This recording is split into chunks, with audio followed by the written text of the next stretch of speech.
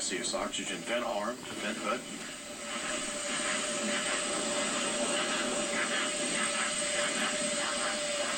KLT-O2C, clear caution warning memory. Verify no unexpected errors. Fuel cells going to internal. External tank camera being activated at this time. OTC, PLT, no unexpected errors. Copy that.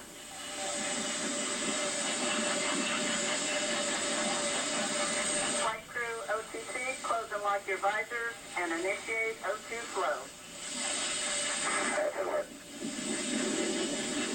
T-minus 2 minutes. CLS is safe for ET, LH2, pressurization. Solid rocket booster camera is being activated.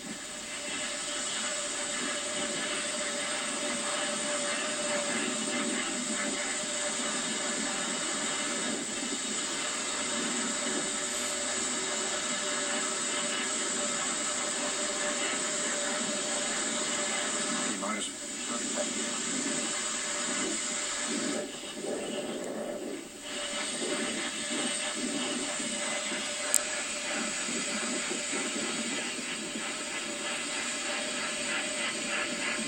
Sound suppression water system is being armed.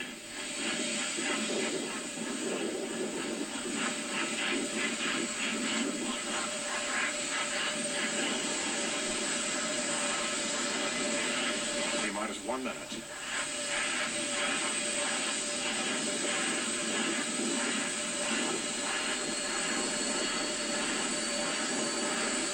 The oxygen and liquid hydrogen fill and drain valves are closed.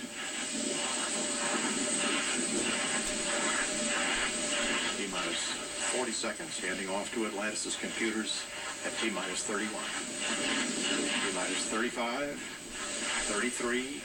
Clock will hold at T-minus 31 seconds due to a failure. And we have had a failure. Ground lock sequencer. Retrank switches. Identity ESP. Go ahead. Yes, sir. We need guys to go do the verification for the LCC, please. All right, C-Mac?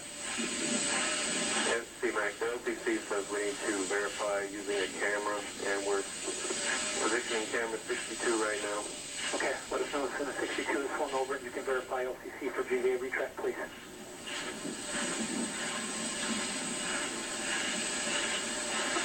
And all personnel, we're holding here 31 seconds while we get a verification that the GVA has fully retracted.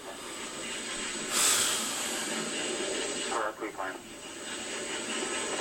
This is C-Mac. We verify retracted. Okay, and you can verify that it is fully retracted per the instructions that we're being that we developed, correct? That's correct. All right, and SPE? And NTD, SPE concurs. They satisfy the requirements of GSC 13 pre-plan contingency. I am go. Okay, I copy. And launch director. Yes, sir. I heard all that and concur. Personal? All right, very good. NTD, SP. Yes, sir. Yes, sir. I need concurrence to GLS and ask to clear the hold, please. Very good. And GLS, do you have concurrence? Go. Copy that. It's at work. Thank you. Let us know when that's complete.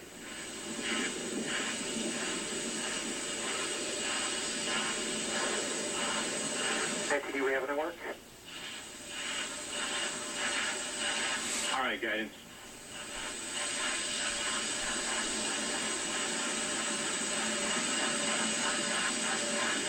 Just remind the folks our last back hold time is 3 minutes and 16 seconds.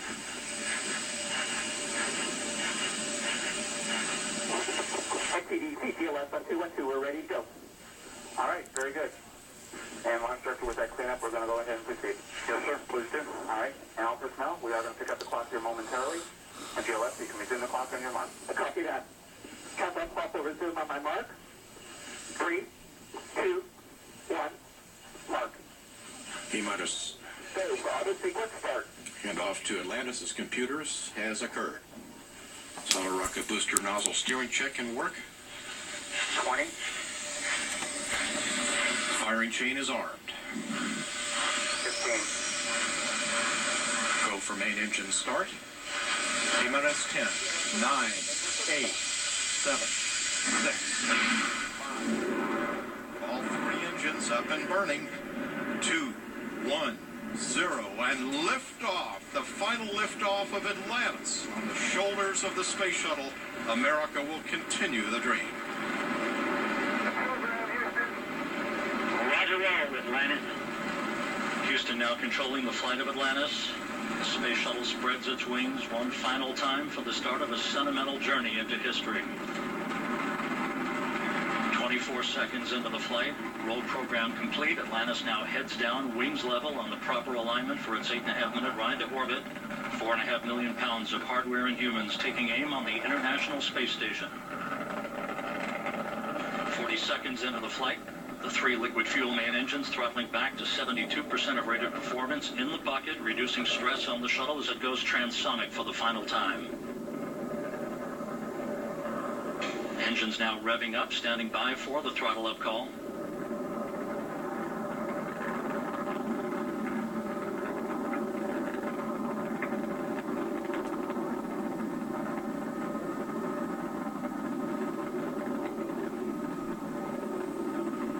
Atlantis, go at throttle up, no action, DPDT. Go with throttle up, no action on DPDT. That call from Capcom Barry Wilmore, a transducer, instrumentation only, no action required.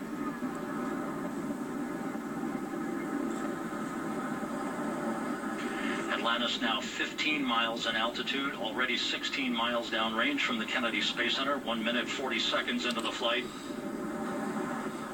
Atlantis flexing its muscles one final time. Atlantis traveling almost 2,600 miles an hour, 21 miles in altitude, 24 miles downrange, standing by for solid rocket booster separation.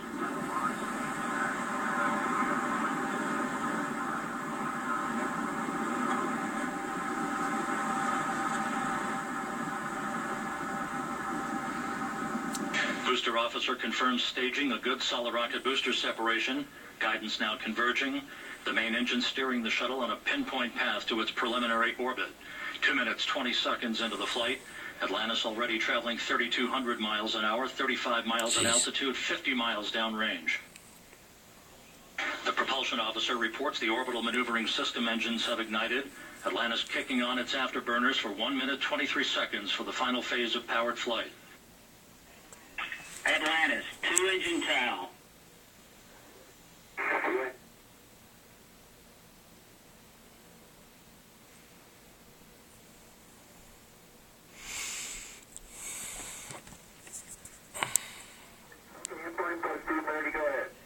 Press to ATO, 10.8.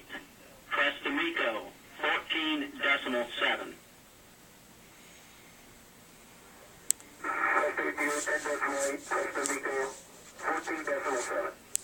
That's a good read back, Atlantis. Because of the slightly late launch time, Capcom Barry Wilmore reading up to pilot Doug Hurley the updated abort boundaries for Atlantis, which is flying on the singular power of its 3 liquid fuel main engines, draining a half a ton of fuel per second from the shuttle's large fuel tank. 3.5 minutes into the flight, Atlantis traveling 4,200 miles an hour, 54 miles in altitude, already 120 miles downrange from the Kennedy Space Center.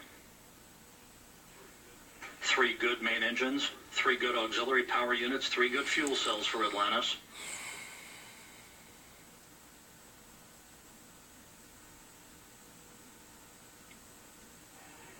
Atlantis, negative return. Negative return.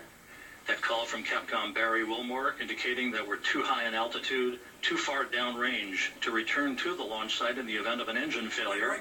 However, Atlantis' 3 engines performing perfectly. 4 minutes, 20 seconds into the flight. We're all listening in as well, and astronaut Katie Coleman is with us. Katie, in terms of what's happening now, what's going on?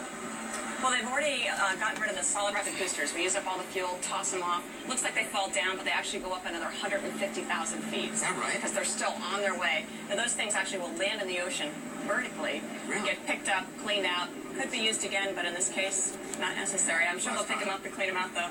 And now we're just waiting for main engine cutoff, which is going to be 8.5 minutes after launch. And that means they've achieved orbit and they're on their way to space. I mean, you guys have seen this a lot. This is the first time I've actually been here for it. It is completely different. It is such a cool experience. The power of it, I mean, we are, how many miles away are we? About 5. 5 miles away. Miles, yeah. The sound is deafening. Yeah, you feel it like go through you, and the light is so bright from the boosters that you can barely look at it. I mean, it's such a searing heat. Television has never done it justice. I mean, that's clear. Yeah. Try. You know, I just try to tell people that it's like nothing you've ever seen, and I try to tell people that it's a big deal for people to leave the planet. Right. Even though it's gotten to be every day. I mean, that's what the space shuttle has given us, is people go to space. But you really do feel that they are leaving the planet. I mean, you feel that they're kind of like ripping a hole in the sky. Exactly. It's extraordinary. They're traveling now over 7,000 miles an hour already. 5.5 minutes into the flight. Incredible. Yeah. Just incredible.